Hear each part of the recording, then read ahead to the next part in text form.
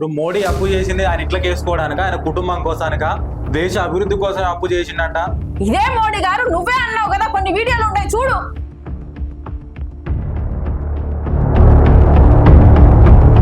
అని చెప్పి రాజీనామా చేస్తావా? తాడు బొంగరం లేని పార్టీని పట్టుకొని మీరు ఇక్కడ వచ్చి మీరు మాట్లాడేది అసలు. ఇప్పుడు తల్లి రొమ్ము పాలు తాగి తల్లి రొమ్ము గుద్దడము ఏంటి అంటే మన భాషలో ఏమంటాం అంటే యదవలు అంటాం. అరవింద్ కేజ్రీవాల్ జైలుకు పోయిండు లిక్కర్ కేసులో దొరికి, మీరు కూడా మా అవినీతి గురించి ప్రశ్నిస్తారా? మీకు మా గురించి మాట్లాడే నైతిక అర్హత లేదంటున్నారు వాళ్ళు. మీకు ఒక్కొక్క బీజేపీ లీడర్ వచ్చేసి అమ్మాయిలను హోటళ్లలో వచ్చేసి బట్టలు లేకుండా, ఆ రాజ్యంలో దొరల రాజ్యంలో ఎలా ఉన్నదో ఈ రోజు అదే చేస్తున్నారు. చిన్న చిన్న పిల్లలను కూడా ఏ విధంగా, మొన్న కూడా ఒక కేసు రాజస్థాన్ లో 32 మంది మార్చి 5 రోజులు రేప్ చేసి చూసినాం కదా. మరి మీరు అంత మంచి పరిపాలన చేస్తే ఢిల్లీలో ఎందుకు ఓడిపోయారు? ఒక ప్రశ్న. ఆమ్ ఆద్మీ పార్టీ కాలం చెల్లిన పార్టీకి దానికి నౌకలు లేవు భూమి మీద. అందుకనే మొన్న ప్రజలు ఢిల్లీలో అందుకనే ఓడగొట్టింది.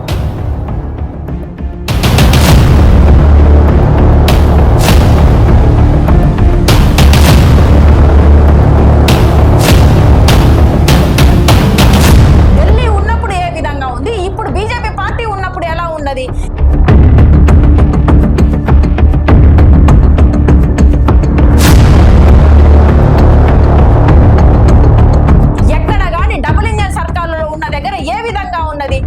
ఒకటి చూసుకుందాం బ్రదర్, ఏంటి బండి సంజయ్ కుమారుడైన బండి భగీరథ అని వచ్చేసి కేసు నడుస్తుంది. కనీసం దాన్ని కేసు ఎందుకు బుక్ చేయలేదు? దాన్ని ఎందుకు మీరు వచ్చేసి ఏంటి కేంద్ర మంత్రిగా ఉన్న తనను సంఖలో పెట్టుకొని ఈ రోజు హైదరాబాద్కు వచ్చి, మళ్ళీ హైదరాబాద్ లో ప్రాబ్లం ఉంది ఆడికే వచ్చి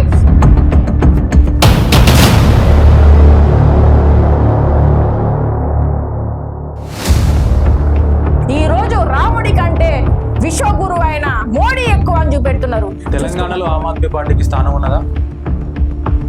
వచ్చేసి మగవాళ్ళ జేబులు కొట్టి మగవాళ్ళకి రేట్లు పెంచాలి, బస్ ఛార్జీలు పెంచాలి. ఇక్కడ కొట్టాడు. కనీసం వచ్చేసి అక్కడ చేసింది కాపీ కొట్టి కూడా ఇంప్లిమెంటేషన్ చేయలేకపోతున్నాడు ఈ రేవంత్ రెడ్డి.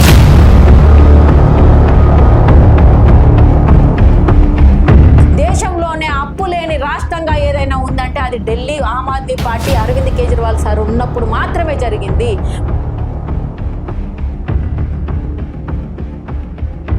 తెలంగాణ కోసం మనందరం పోరాడితే ఈ రోజు వచ్చేసి ఏంటి దళితునికి ముఖ్యమంత్రి ఇస్తా అని చెప్పేసి ఏం చేశారు? తర్వాత వాళ్ళు మోసం చేశారనే కదా, ఫ్యామిలీలు తెలంగాణ దోచుకున్నారని చెప్పేసి మనం ఈ రోజు కాంగ్రెస్ ప్రభుత్వానికి ఓటేసినాము.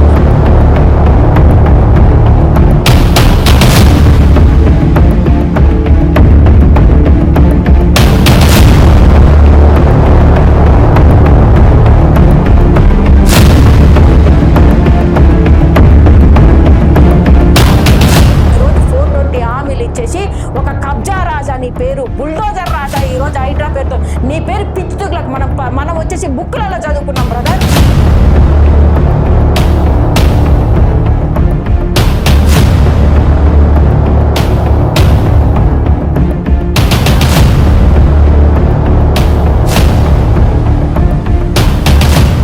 తెలంగాణకు సంబంధించి తెలంగాణ వాదులకు, తెలంగాణ ప్రజలకు ఆమ్ ఆద్మీ పార్టీ వాళ్ళ సిద్ధాంతాలను తీసుకెళ్లడంలో వెనకబడ్డదా అంటే ఏం చెప్తారు? తప్పుడు కేసు, లిక్కర్ కేసు అని చెప్పేసి ఈ రోజు ఏంటిది ఓట్లు, దొంగ ఓట్లు ఎన్ని పడ్డాయని చూడలేదా? వచ్చిన తర్వాత ఈ రోజు నువ్వు ఇప్పుడు వచ్చేసి మా కేసు లేదు కదా, ఇప్పుడు నువ్వు వచ్చేసి మొత్తం ఆఫ్ చేసేసి మళ్ళీ ఢిల్లీలో కొట్లాడు.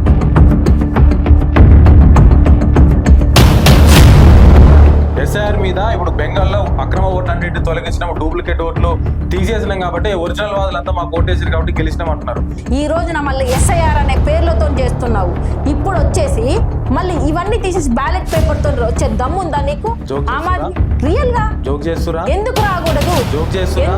జోక్ ఎలా అవుతుంది చెప్పండి? నెక్స్ట్ తెలంగాణకు సంబంధించి నెక్స్ట్ ఎలక్షన్ లో కాంగ్రెస్ పార్టీ అధికారంలోకి వస్తుందా, బీఆర్ఎస్ పార్టీ అధికారంలోకి వస్తుందా? ఒకప్పుడు ఆడదైన ఇందిరాగాంధీ వచ్చేసి ఎవ్వడి చేతిలో ఆడకుండా నువ్వు నాకు దోస్తు కానీ నువ్వు నా మీద పెత్తనం చేయకని చెప్పేసి ఒక లేడీగా తను వచ్చేసి దేశాన్ని కాపాడింది. నువ్వు మొగాడిగా ఏం చేస్తున్నావు అని చెప్పేసి మేము అడుగుతున్నాం.